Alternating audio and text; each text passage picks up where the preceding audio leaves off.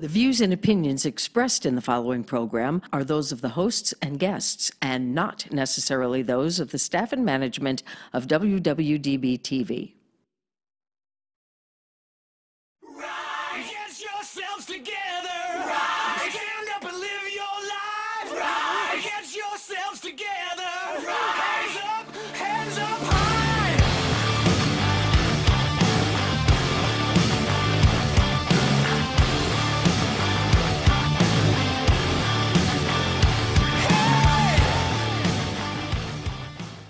Welcome to the Rise Above Show. I am Joe Peroni. I'm Heidi Mancini, and we have the Who Invasion cover band. Trying to remember my name? Is that what you're trying to do? Keith, because I had Keith Stevens wants to in say my Roger head, and Daltrey. it's Steve. No, I don't. Keith Stephen Kaplan with a C. With a Kaplan C. with a C. Yeah, I'm using my whole name now. I was just Keith Stevens, but I'm gonna, Okay, you know. you're expanding your horizons. Yeah, I'm gonna actually make myself You known. can't stay know. incognito when people start scoping you out. Exactly. and So looking if you somebody up. wants to find me on Facebook, they need to know how to find me on Facebook, right? There you go. And then we have Elf James over here, and he is a member of the band also. And you told me before that you also have another band. We do. Keith and I are in another band called Sin City 4, and from that band, we formed the Who Invasion. So tell me why you chose to do a tribute to The Who. Because I'm thinking, well, let me go back a little bit. We saw you guys a couple of weeks ago, Yes. right? So you played with a Led Zeppelin tribute band. Yes. And I got to tell you, it brought me back to my high school days. I was like, it was great, right? I love the music. And I just thought you guys had you did really, really well. But I thought you guys, it's got to be a really hard job to try to be The Who. I mean, first of all, Roger Daltrey, you're working out, right? So he's like Yes. the only guy in music that actually looks like he's working out. And I think we got that part down. So tell me why you guys chose to be The Who. Well, you want to tell the story, or do you want me to tell the story? First time we met. Go ahead. Alf will tell you, first time we met, I came out to Vegas in 2016 as a lead singing bass player, and I auditioned or whatever with the guy who was putting a band together, our friend Dave.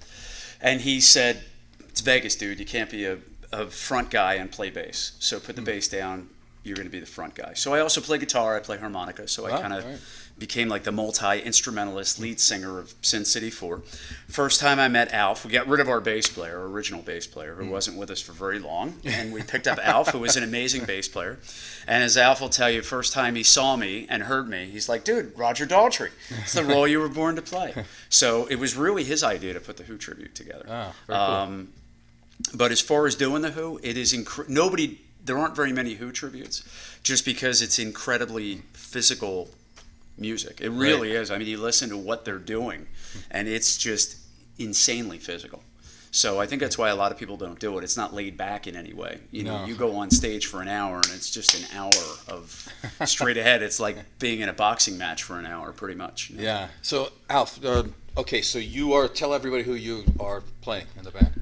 I play John Entwistle, the Ox. The greatest bass player in the history of rock music, One of the greatest bass players, and it's part of my repertoire of being a bass player, and my idols are Geddy Lee, Chris Squire, John Entwistle, John Paul Jones, Paul McCartney. Right. And, you know, when I met Keith in the other band, and I said to him, I said, geez, you know, when we were doing some Who tunes in the band, Pinball Wizard, Squeezebox, said, we need to do a Who tribute band. And he said, I was born to play Roger Daltrey, and he is. And I would love to, you know, tackle John Entwistle's bass, and that's not easy either. But, you know, so we kind of put the wheels in motion, but it took a long time for actually to put us together with the other two members of the band, because they are not part of Sin City 4. They're different guys, but they're great musicians too. So you've got the music part, of course, which is hard enough, but you're trying to emulate them too, as well, you've got to. I mean, so you stand motionless, except for your fingers. I don't do much moving around. But there's three things you need to be a good tribute band. You got to sound like them, you got to look like them, you got to act like them. And sometimes you'll see a lot of tribute bands out there. They look more like the bands. Like there's a lot of Kiss tribute bands out there. They don't sound much like Kiss, but they got the makeup and the costumes down pat. But you know, you got to do a little bit of everything, and we think we've nailed it. We are now advertising across the board that we are the best Who tribute on the planet, because there's so many others out there, especially in the UK, and they are terrible. You know, Well, there aren't a lot. It's not like Beatle bands where there's Right. 10 in every city. Yeah. We're the only ones in Vegas. There are other Who tributes out there. I think there's probably us and maybe another one or two in this part of Yeah, the country. in the Southwest. But we do. We tout ourselves as the world's greatest Who tribute, and I believe it to be true. I do. Now, granted, it's a tribute. We're not reinventing the wheel here. We're not curing any diseases or, inventing electricity. But we do tout ourselves as the world's So best. are you going out of your way to, like, with the hair, the Yeah, well, working let's out, put it or, this or way. is that That's when stuff things you've already started happening. Once I went blonde, right? Right, Alf? Yeah, it's all about the I tried hair. doing it with dark hair and it didn't work. So I bit the bullet and grew it out and went blonde. And, and then you would mention the physical attribute of it. Yeah, so you always Just- worked out, or you started I doing have this always more worked when- out, but I had to get really lean to be able to do this just because of what I wear. Right, I just of course. wear a fringe jacket, no shirt. It's all about the abs. It really Yeah, is. It's all about And the I've abs. seen him training too. I saw you one day on the treadmill, and then I saw you a couple weeks ago doing your abs, but I didn't announce myself. I was Okay. kind of in the background going, I am not going there. I am doing my cardio. And I'm It's just all, gonna-" it's all about the abs. It really is. Yeah. It's a lot of work. It's a lot of work. I always tell him and the other guys, I'm the one really living this, just Right. because I walk around all the time with this hair, but also as far as diet and working out and stuff. Right, It's a lot of Yeah, I was it's a lot thinking of about effort. that. You really have to live it. When I knew I was going to go that night to see you, and I thought, this is a tough gig you guys have, because there's very few tribute bands to The Who. And I think part of it is obviously the musicianship.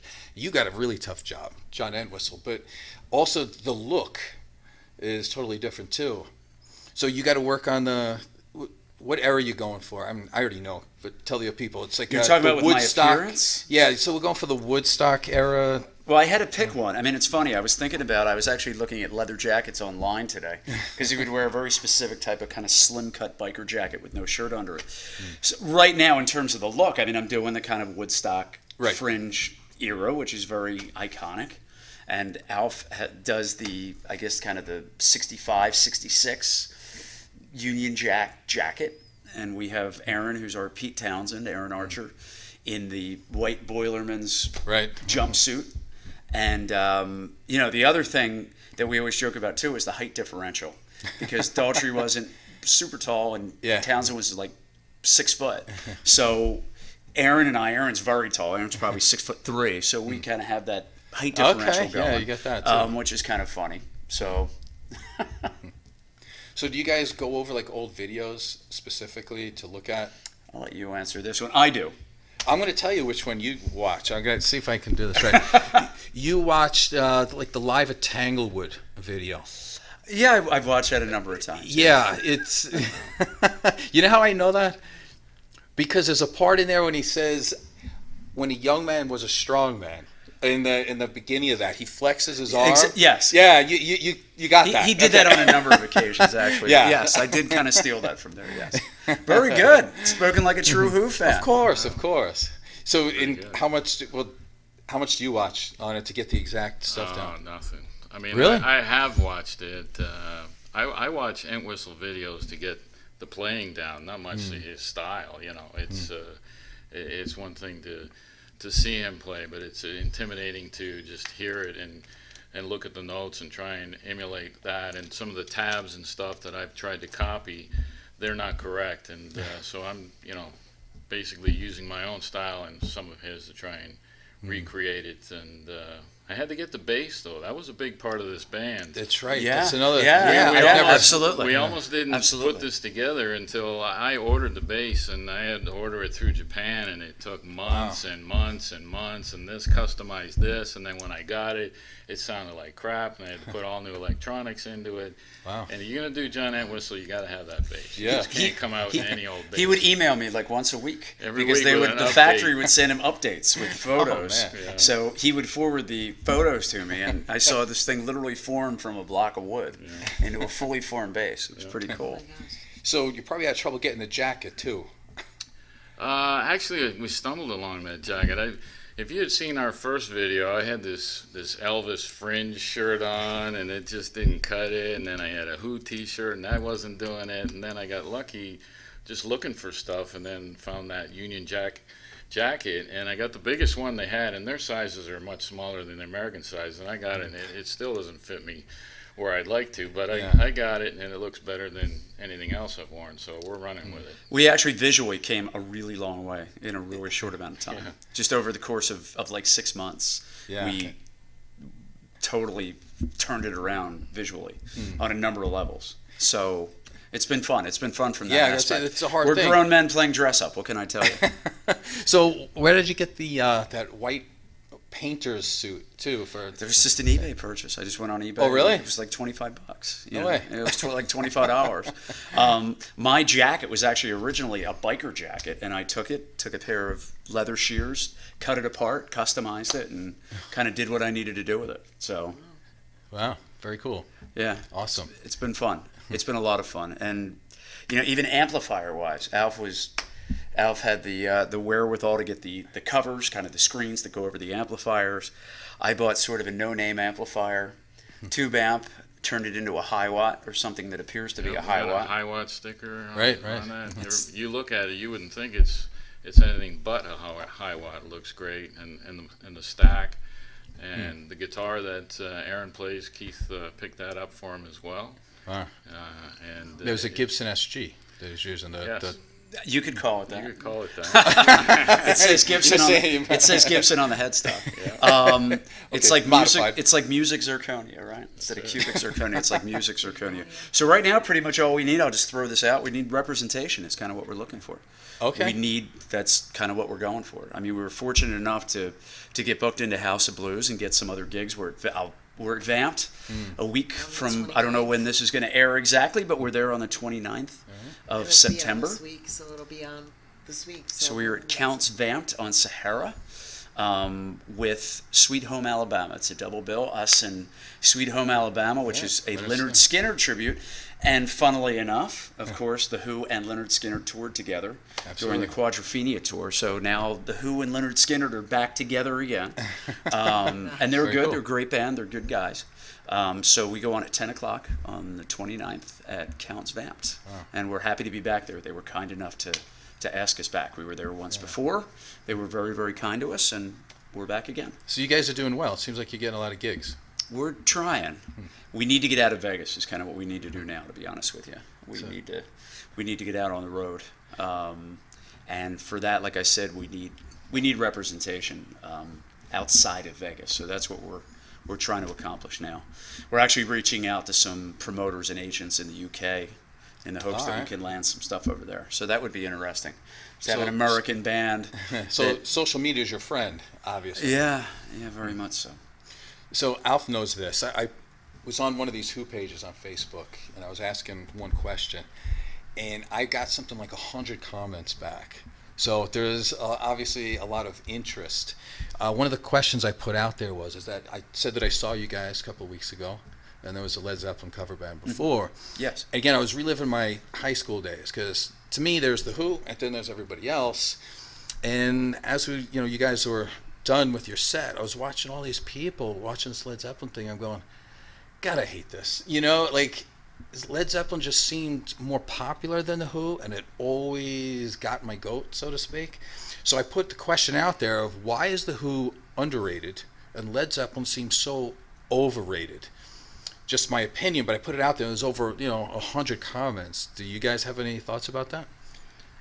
Well, yeah, I read quite a few of the comments, and I posted on there. But it's a great question. You got 4 members playing basically the same instruments, and if you compare Zeppelin and the Who man for man, bass player to bass player, guitarist to guitarist, boy, it's really tough to pick. Live, I think the Who is a better band. Right. Everything I've seen, I never saw Zeppelin live myself, but song remains the same, and some of the other stuff you've seen on TV, the Who blew them away. They really did. Yeah. I think too. You're an East Coast guy like me. I'm from New York. I'm from Philly. Okay. The Who is probably more popular on the East Coast than they are here. I noticed that. I think that for some people, I think that The Who is more multifaceted in a way. I think Led Zeppelin is somewhat less.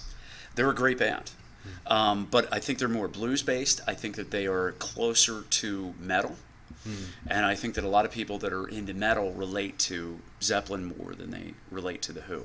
Right. Although if you listen to Live at Leeds is almost a heavy metal album. Right, I agree.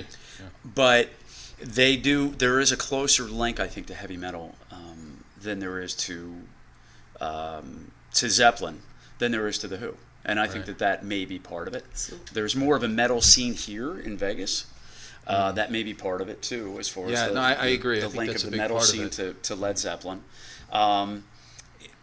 I don't know. I think there's plenty of Who fans out there. So at least that's what we're counting on. You know, what is the Who music though? What if you were to classify it? What is if it's not metal? What is it? it's rock and roll. I think it runs anywhere from rock and roll to progressive to theater. I think that's another interesting aspect of the Who's music. It's very, very theatrical, as opposed to Zeppelin's music. Would you not? Would you agree? I agree. I mean, and not only that, it's such a great double bill when we played with Led Zeppelin again, who's probably the most successful tribute band ever, and they are playing, 3-4 nights a week, all across the country, Canada, the UK, Europe, everything. We'd like to do more work with Led Zeppelin again, Yes, to get us very much so. out there. But Yes. we've also contemplated doing our own double bill of Zeppelin versus the Who. There's a very popular tribute act out there called the Beatles versus the Stones, and they're here again in Vegas in a couple of weeks, and they're touring the whole country. So, that idea, Zeppelin and the Who, as you brought it up in the Who fan page, it's a great concept. Yeah, They're two just great putting bands. the question out there. I mean, you got to see it. It's like, and the answers are long. Yeah, I haven't had a chance. I'm going to have to check that out. Here's one of the answers I my got, just to God. give you an idea. Let me But see that's I'll read it in a second if you want. Yeah. But there's a lot of interest in that, and somebody put in there too. It's like the debate's over, and somebody laughed and said, "No, this debate's been going on since 1968. It's going to continue to go because Who fans are." A lot of them, we like that music, and it's just this big battle the whole time. I mean, I like Led Zeppelin too, don't get me wrong. Right. But there's a definite difference in the fan base. There is. I think the Who is more. I think their music is more reality based. I think Townsend's lyrics are much more reality based than Plant and Page's lyrics. I think their Right. lyrics are sort of lofty and sometimes fantastical. Exactly. And sort of mythological. Right. Whereas like Lord of the Rings type stuff. Townsend's lyrics are very much rooted in reality and real life. I think that that's part of it. It's more, I don't know, almost working class in its mentality. And I think that's a lot of the appeal for me. Yeah. And I think vocally, although like Alf was saying, we've toyed with the idea of doing Zeppelin versus the Who, where we come out and do an hour as Led Zeppelin and then come back out and do an hour as the Who. That might be a lot of fun, That would be good. Vocally, I always thought Daltrey was kind of the ballsier, tougher I've said this to Plant Heidi is a about wonderful 1,000 singer times. with a great range. He's a fantastic singer. He really is a great vocalist. Daltrey is just pure balls. He's like a bundled up fist. And that's what I love about him. And I always say this when we're on stage. A lot of times I'll say it before we do My Generation, that, we do this music so well because we are four very pissed off, very, very frustrated people. And that's just how we are. Am I right or wrong? It gives us that extra It energy. is. We are on just stage, very, yeah. just our nature is we're just very pissed do you off, think- frustrated people. Why do you think that the Who didn't have a lot of female followers? I mean, they have Because them. they were very pissed off, frustrated Okay. people. Because this is something that Joe and I talk about. Because being where I'm from the East Coast too, and the Who songs that I remember hearing were the label songs that we hear now from CSI, and you hear them and you go, "Oh, I remember that song now." But I was not a fan of the Who, and I really wasn't a fan of Zeppelin. But I knew when I heard their song, I go, "Oh, that's Zeppelin." And he's like, "I can't believe that you're not a fan of the Who." And I said, "Well, okay." I mean, I like their music. I listen to it because he enjoys it. I've been to the see Roger Daltrey how many times now? It's been at least 6 for Like you. 6 Like times, 25 20 for times for him. me. Wow. Yeah, I saw him. And I enjoy it. I mean, once when I'm there, I enjoy it and all that. But I said, I'm not what you would call a fan. Which It's the So what do you progressive- like to listen to? Progressive I wanna rock. I interview tell you, you you're for gonna a make moment. fun of Hold me. on, Sorry. I didn't hear you. Progressive rock doesn't link with females. Like Rush, you go to their I've been to 100 Rush concerts.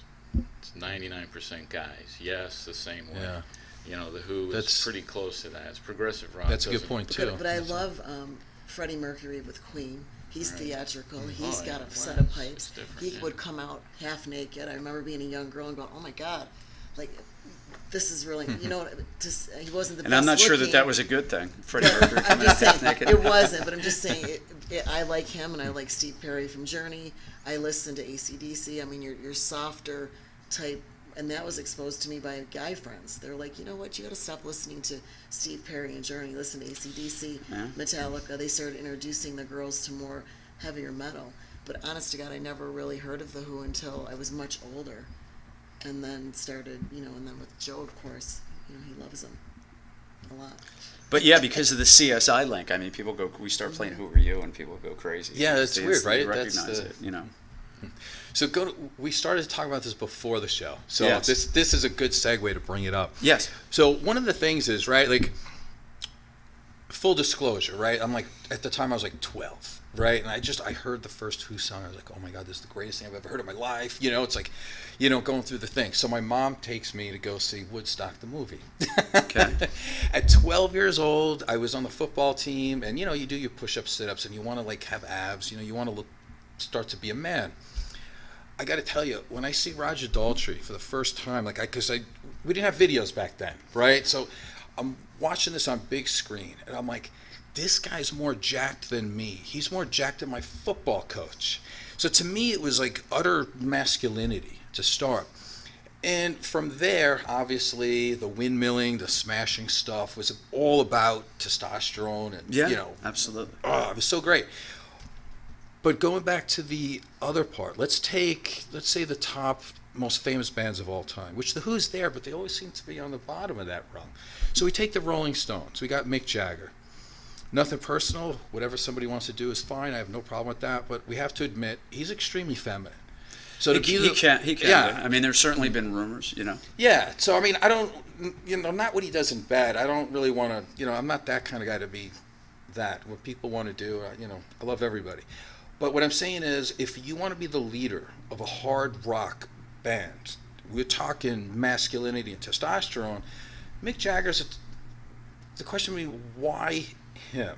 And then we have Robert Plant, very feminine, very much with the, the limp wrist and the, the sashaying and the high-pitched voice. I mean, back then, if you wanted more balls, you probably listened to Janis Joplin even. Yes. So his voice was very feminine. And then you have, let's say, put Queen in there down the road. Again, very feminine. So these top supposed masculine testosterone hard rock bands are all led by somebody very androgynic. So then you take Roger Daltrey, who's a man, and women don't like him as much. I don't know. Yeah, I mean, what's the answer? I've never heard a woman say that they don't like him, but I think I would say that you would like Roger Daltrey as far as the physicality part of it. But again, I think it comes down to the type of music that women maybe we listen to and what we're exposed to. When I was a young girl, my dad would say, "You're not listening to that," because depending on what the underlying message or the words were in the music, he'd say, "You're not listening." So I was brought up in that kind of a household that my music was very monitored. My father freaked out over Queen, Freddie Mercury. Okay. He's gay. You're not listening to him. Look at how he acts on stage. No way. His music is, so. oh my God, were you allowed to listen to David Bowie? I love David You know what? Bowie. I love David Bowie. Yeah, there was certain things I could sneak by my dad, but he Okay. really was strict about. So I'm not sure. Okay. Go ahead. No, I was just the Who don't smile very much when they're on stage. Yeah, that's true. Yeah. So, I mean, part of it, again, I guess it's the aggression. Yes. The other thing is as a Who fan, and you talk about this with people, you don't want to offend anybody. At least I don't. But what really seems to come up, and in some of the comments that I was looking at the last couple of days, is that Who fans tend to be very cerebral people.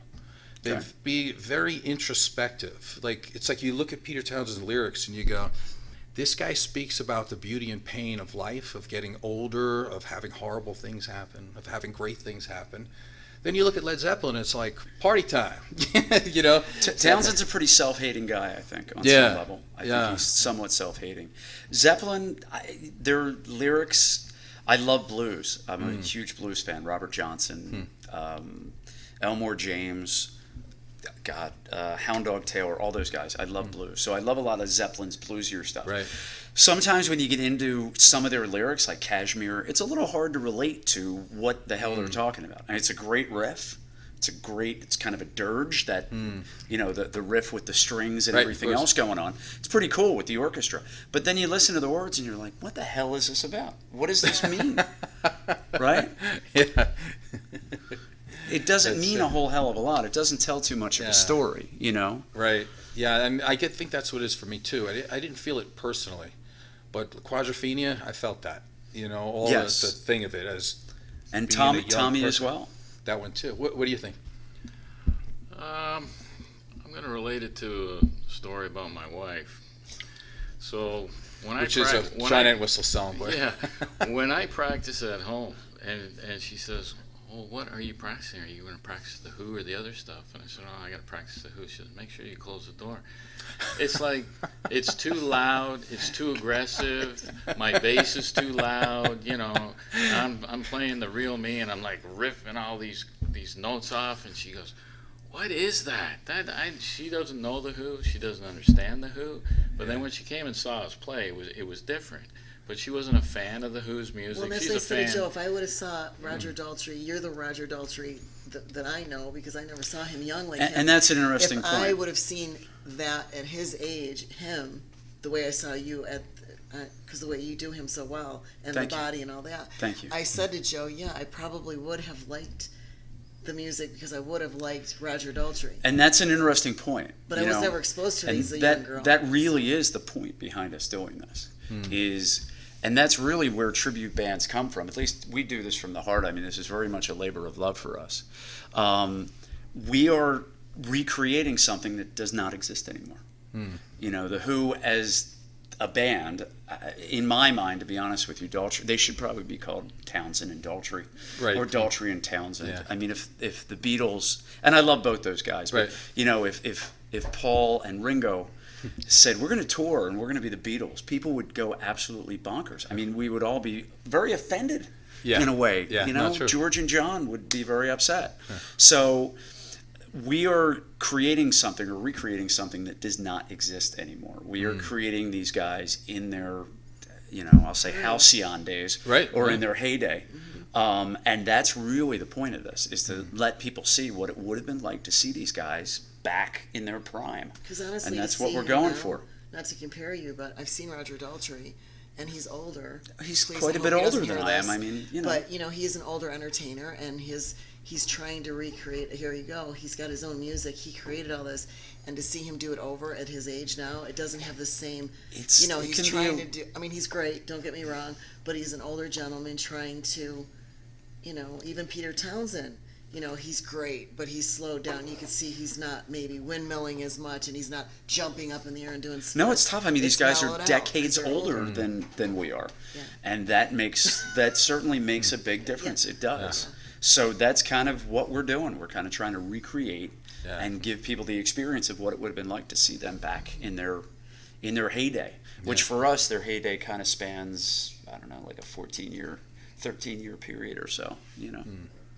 Yeah, actually, you know, I really appreciate it too, by the way. Like, Thanks. I had so much fun. Like, you have no idea. We had a good time too. The first time I saw them was in '79. And of course, you know, Keith Moon died '78, so I had to deal with Kenny Jones. But, you know, it was different. Like, you know, Roger they came out different. Short hair, that thing. So you're doing the version that I saw when I was first a kid watching Woodstock era, which I thought, like, I'm not a musician like you guys are. I don't have that kind of talent. My talents lie elsewhere.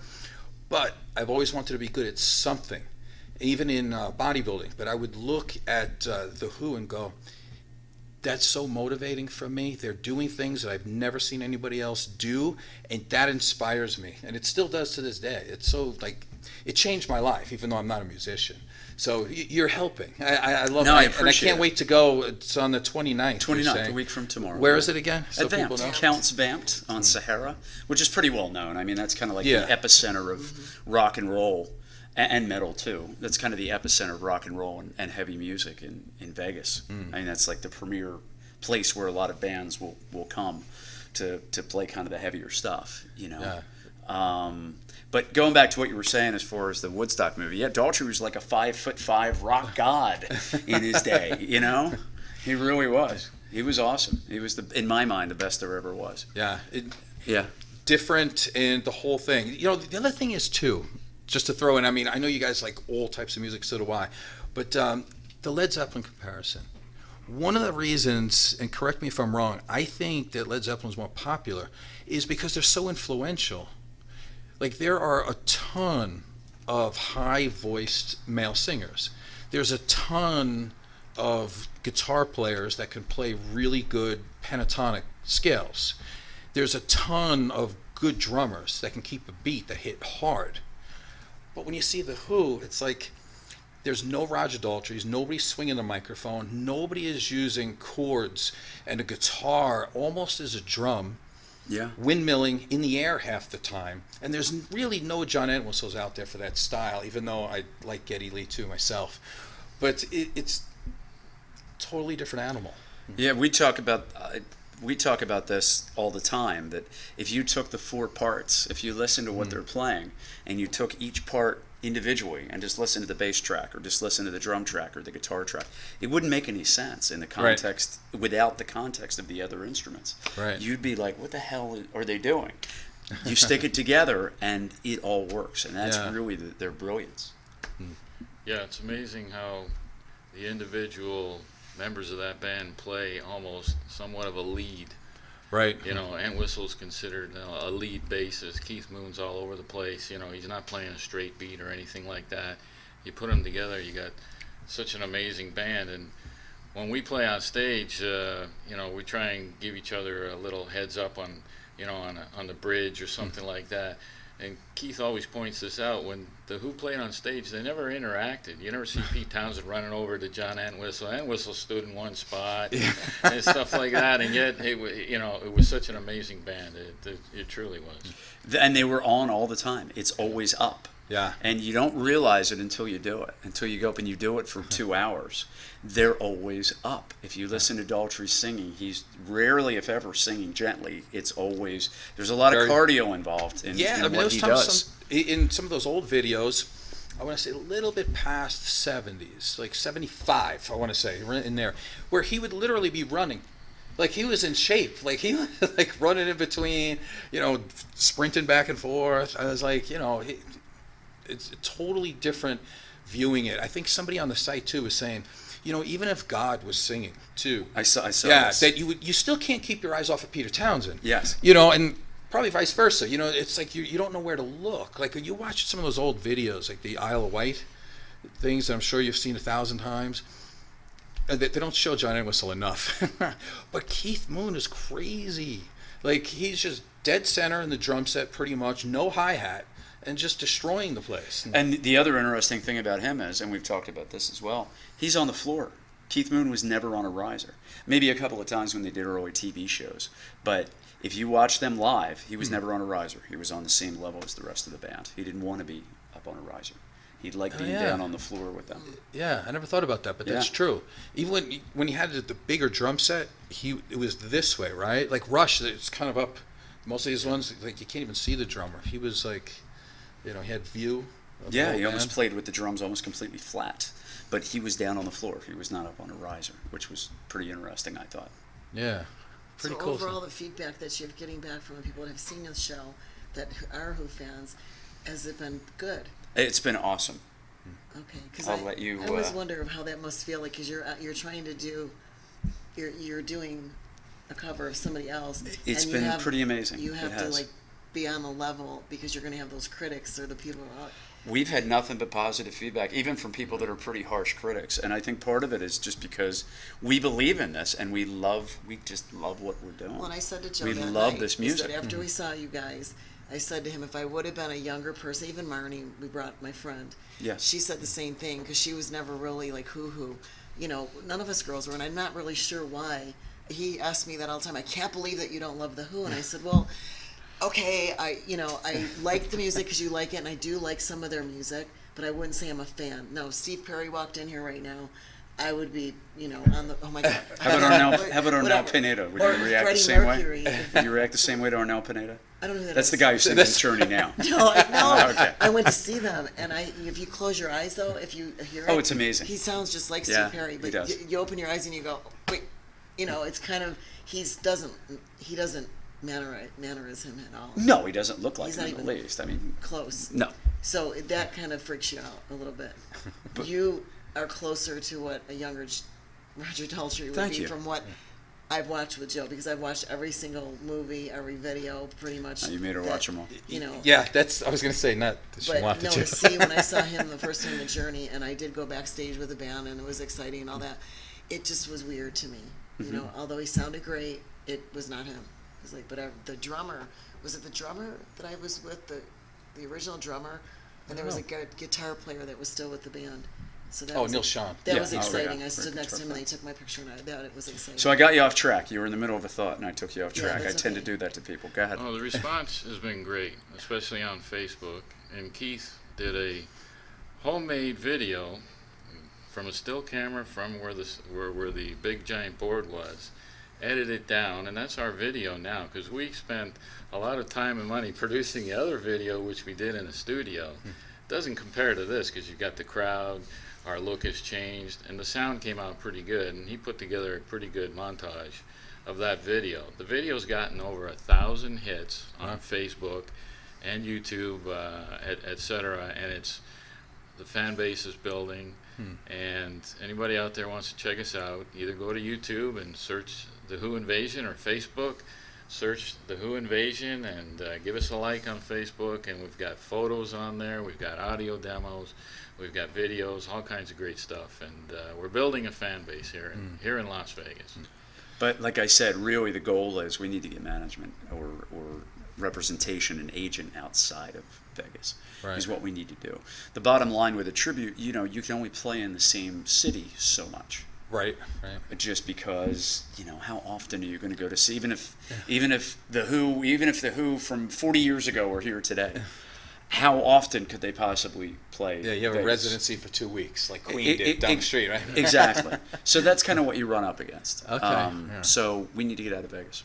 Anyway, So for a non-music person, what does representation exactly mean? An agent, in these standards. someone to provide management, representation, someone who would act on our behalf as our agent to get us. So you gigs. guys do all that on your own now? Yeah.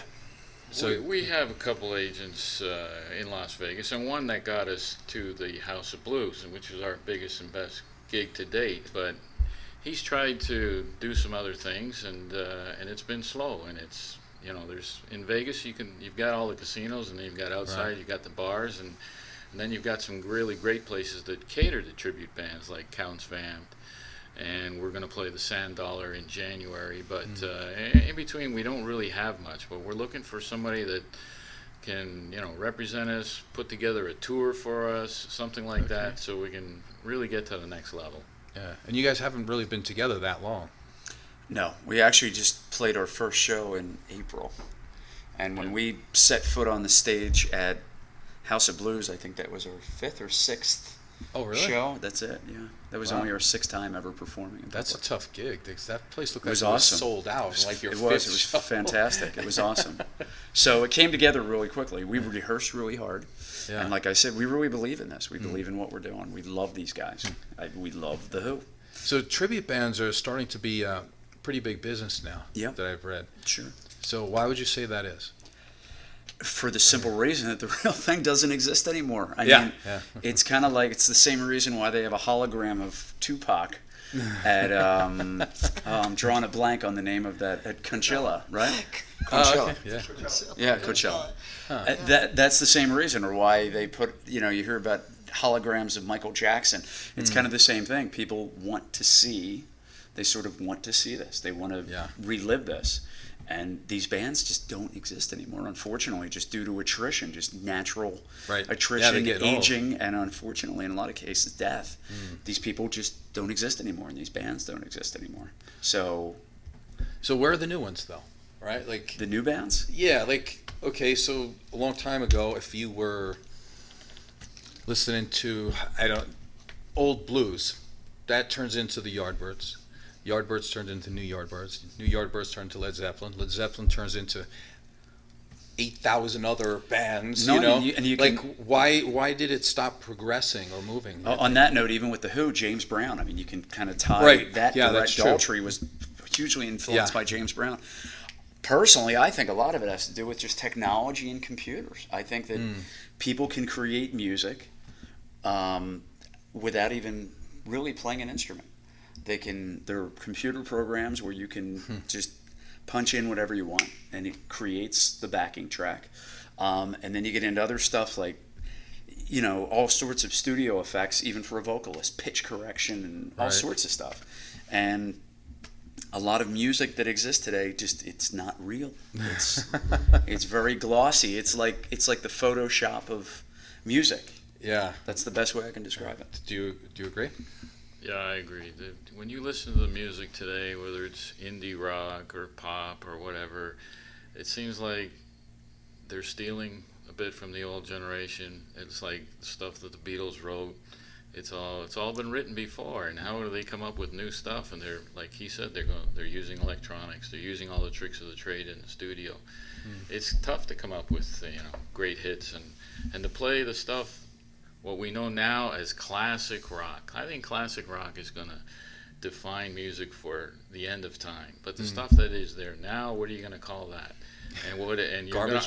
Garbage. Are you going to listen to it in 50 years? I doubt it. But classic rock is here to stay, and it's the greatest music that's a ever. good thought, because I think about that too. Like, okay, so some of this music we're listening to here is 50 years old. What is out today that's going to be around in the year 2070? None of it, probably. But I think the generations, the younger people in their 30s, and even my daughter, she's 23 because she was brought up on my music. She loves it. I mean, she likes some of the new stuff, but I have some 30-year-old clients that love the classic rock because their parents listened to it. So, even though their music isn't the best, they still seem to be going back to. And because it's good music. I mean, I've heard Townsend described as the Beethoven of our generation. Yeah, I've heard that too. Yeah. I guess part of it's because he's partially deaf. I think that may be part of the reason for the analogy. But I think the other thing too, I think a lot of the music that we're talking about is based in the blues, and I think that is sort of in everybody's DNA. Everybody can relate to that music. And really, in the '60s, you had major advances in amplification, and that kind of led to these bands like the Who and Zeppelin and all these other bands. I don't think we've gotten a whole lot past that. I don't think that I don't know that music has progressed that much far past that. Yeah, the first hit was MTV, right? Like that was the first punch to the stomach, because now it became, okay, you don't have to be that great of a musician as long as you have a good video and you look a little different. And then But here's the thing, the Who were always into the visual, always. I mean, from back in the mod days, they were one of the first bands that was all about image at least during their singles days. That's what they were all about. They were pop art. So if everything has a golden age, and music does have a golden age, probably we could say, where do you think it existed? Like what years? The 70s. I would say 60s and 70s, Yeah. and maybe into the 80s somewhat. Yeah. At least for rock and roll. Yeah, because it's interesting, right? Like, am I allowed to ask you guys how old you are? That's a closely held secret, actually. Okay, you don't have to answer. Okay, I'm 53. Classified. So It is. It's a closely held. It's a closely held secret. Even I don't know how old I am. Okay. I'll tell you how old I am, right? I'm 53. So one of the things is, as you get older, you guys wouldn't know this, I would, right? So you kind of get shamed for your age, right? Like people will go, listen, the reason why you like the music you do is because that's what you listened to when you were that age, and that's it. So people today would think that our music is garbage because what they hear is what they're going to like 40 years down the road. But I was thinking about this, and how true is that? It's probably not that true.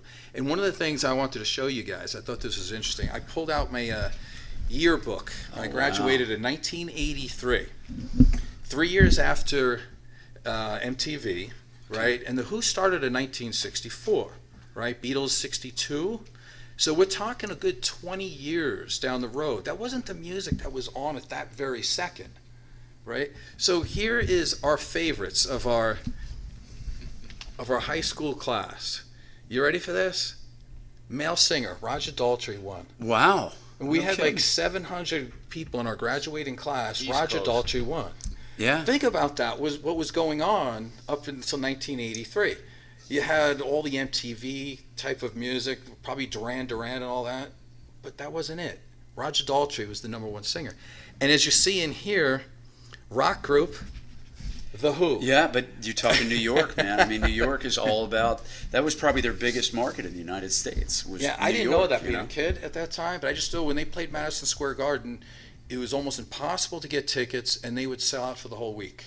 But that was that tough kind of, the East Coast attitude was very much, The Who kind of exemplifies that same attitude, I think, Yeah. One thing that's interesting, though, I know you guys are big into social media. Have you ever seen on Facebook, they'll take kids, 4th, 5th grade, 6th grade, they put headphones on them, and they'll play classic rock for them. They'll play I've seen them play Led Zeppelin. I've seen them play The Who. I've seen them play Van Halen, and these Black Sabbath. Yeah, I've seen these kids grooving to this stuff, and they love it. Yeah.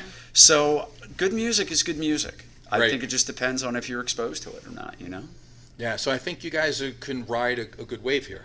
I mean, I hope you're you're great right. as it is, and I think that there's a market for that. Yeah. Just find us, like I said, find us an agent. Find us an agent to put us out on tour. So You know? before we finish up, I do, because you said you wanted me to read this, so I want to read Yeah, this thing. please. And there's a ton of them, but I thought this one was, really good too. I don't need to name his name. I don't know who he is. But anyway, it said, I have always felt that Led Zeppelin was more of a Pied Piper type of band. They give kids rock music to rock out to without having to think too much. Like Stairway to Heaven. It sounds like it has a message, but really, what was it? Kind of what you said about Kashmir. Their music was less deeply emotional in a articulated way, less artistically diverse, but not limited by being tipped toward the male energy as The Who is. The Who with all the aggression and driving force. I think The Who lacked the androgyny of Led Zeppelin. Roger Daltrey's voice was too masculine for him to pull off being androgynous, and he had less appeal to the broader female audience. I think guys got drunk with chicks to Led Zeppelin and listened to The Who with their friends. Of course, women who listen to The Who are the very devoted type who like men. Even the Who logo is a male symbol. Interesting, yeah. Yeah, Mars. Yeah, what do you think? It's well written. It's a good statement. Something that brings me back. I have two sons that are 27 and 28, and yet, they're exposed to all the music that they grew up with. They're both musicians a little bit, and they played woodwinds and strings in school and stuff like that. And I exposed them to the Beatles, to the Stones, to Rush, to Yes, to Zeppelin, and then the Who. And they didn't grasp it initially, but then when they went out on their own, they bought the albums themselves, the CDs. They couldn't get enough of it, and they've given that to their friends, and now they're fans of that. So it kind of transcends, in a certain way. It really does. It's interesting. When I was young, the third album I ever got was The Who by Numbers. I liked it, but I didn't get it. I mean, maybe Squeezebox. We all thought, oh yeah, okay, that's kind of a fun song, but I didn't understand it. As you get older, even now, that album gets better and better. Songs like How Many Friends, things like this. Actually, it becomes more meaningful. It just hits you in the chest so hard. So do you guys have a favorite album or song? Won't Get Fooled Again. Who's Next? Who Are You? Those two albums, just too much. It's an interesting question. Tommy meant a lot to me when I was younger. Why? Just because of the message that happiness is not about the external. Happiness comes from within you. That's kind of the message that I got from that. But I pretty much love everything that they did. So they didn't phone it in. Let's put it that way. No. Everything that they did was pretty much balls to the wall, and that's why I love them so much. So every time you listen to Tommy or you hear "See Me, Feel Me," Yes, like, am I allowed to say? Do you do that song? we do. Okay. You heard us. You saw us. I do know, it. but I don't know if I should give it away. No, it's totally cool. It's Okay. totally cool. We do So a when you Woodstock sing medley. "See Me, Feel Me," to me it means something. When you sing that, where do you go to sing that? What meaning does it have for you? Are you allowed to talk about it, or is it kind of tough here? No, well, no, I'm certainly allowed to talk about it. I think it's about, that song for me is about connecting with the audience. Just kind of putting my arms out and just kind of connecting with the audience. That's what that's about. Yeah. That's one of the rare moments of vulnerability in the Who's catalog. Exactly. Yes. That's my point. That Yeah. it gives men a chance to be like, okay, I get it. I'm allowed to be vulnerable, not too much, but just enough to show that I'm human. Exactly. And I really love that. I mean, how many times have I watched the end of Tommy when he finally comes up the mountain and he puts his hands up? Yeah. It's like the most beautiful moment in music. I mean, it's just, everything about it was so artistic and spoke so much to me, But that's what it's about for me when I'm doing it, is connecting with the audience. And then the other one I love, Young Man Blues, I absolutely Yeah. love that song. What does that mean to you? Just anger and just angst. It's fantastic. Yeah. Something that everyone experiences. Just, it's like scream therapy. Just fist up in the air. The funny thing is, the older I get, I still relate to it. Still like that 14-year-old kid ready to punch my walls down in my bedroom, It doesn't matter. I could be 75 and I'm still going to be saying, the old man's got all the money. I don't have any tattoos, but if I was going to get a tattoo, I would probably get the standard notation, the actual music of that opening riff to Young Man Blues. That's on my great, isn't arm. it? Yeah. I love that. You got a tough job on that one, coming in on the bass. Yeah, anything like that is Entwistle is just blows my mind, and I've yet to see or hear anybody copy his stuff 100%. Except for you. Well, I'm You working. come pretty damn close, I'm man. working on it, but another one of the replies you had on the Facebook page was one of the guys said that Led Zeppelin could never do an album like Quadrophenia. And Tommy and the Quadrophenia, the theme albums. I mean, I kind of agree with that statement. When I read that, I was just so happy that somebody else said it, Yeah. because I was like, okay, we're allowed to say that, right? Like, their level of musicianship is just, it's in a different world. So one more time, because we got to end up here. Tell everybody where you're going to be, and All right, else our we next need. show, we will be at Vamped. Counts Vamped on Sahara and Rainbow. We will be there on Saturday, September 29th. We go on at 10 o'clock, so please join us. I think you'll like what you see. We really believe in this stuff. It is a labor of love. We are not phoning it in. We are putting everything we have into this. We really, truly are. If I could light myself on fire on stage, I probably would. You will be swinging the microphone? Absolutely, I will be swinging the microphone. I'll try not to smack Alf with it, but I probably will at some point. Your guitar player is going to attempt some windmills? Yes, he will. Yes. He's got to leap a little bit? He absolutely will. And you can also find us on Facebook at The Who Invasion. Alf maintains the Facebook page. He does a wonderful job. Our video is on there. He does do a great job. And please check it out. And I cannot stress enough, I'm going to look right into the camera and say this. If anyone knows any agents or promoters that can give us a helping hand, we would very much appreciate that. I am not too proud to say that we certainly could use some help getting rolling outside of Vegas. So we're doing pretty well in Vegas, but we want to kind of move beyond. Excellent. So get on the Magic Bus, join us together with the band. I'd call that a bargain, the best I ever had. The kids are all right, behind blue eyes, and you won't get fooled again. There you go. I love that. You were ready for that, weren't you? I put that on Facebook several times, yeah. The Who Invasion. Thank you, guys. Thank you very All much, right, Joe. thank you. Thank you. Thank you, dear. Thank you. I'm Joe Peroni. Heidi Mancini. And Keith Stephen Kaplan, with a Al- C, I might add. Alf James as the Ox. Oh, and I'm Roger Daltrey in the Who Invasion. So there you go. And this has been the Rise Above Show. Thank you. I woke up in a Soho door where a policeman knew my name. He said, you can go sit at home tonight. You can get up and walk away. Take her back to the underground. It's the break to back my head.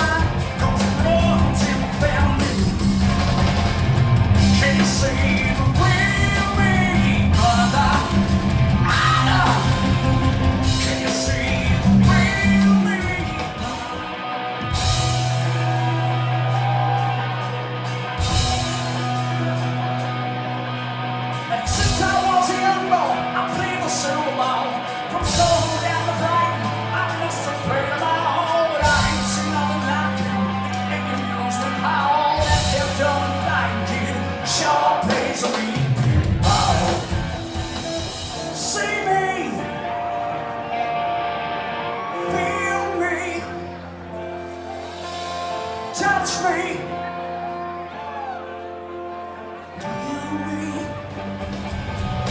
Listening to you, I get the music, gazing at you. I get the heat, I'm with you. I found a fountain, every cyclone should be. But everyone's on here, let's get together before we get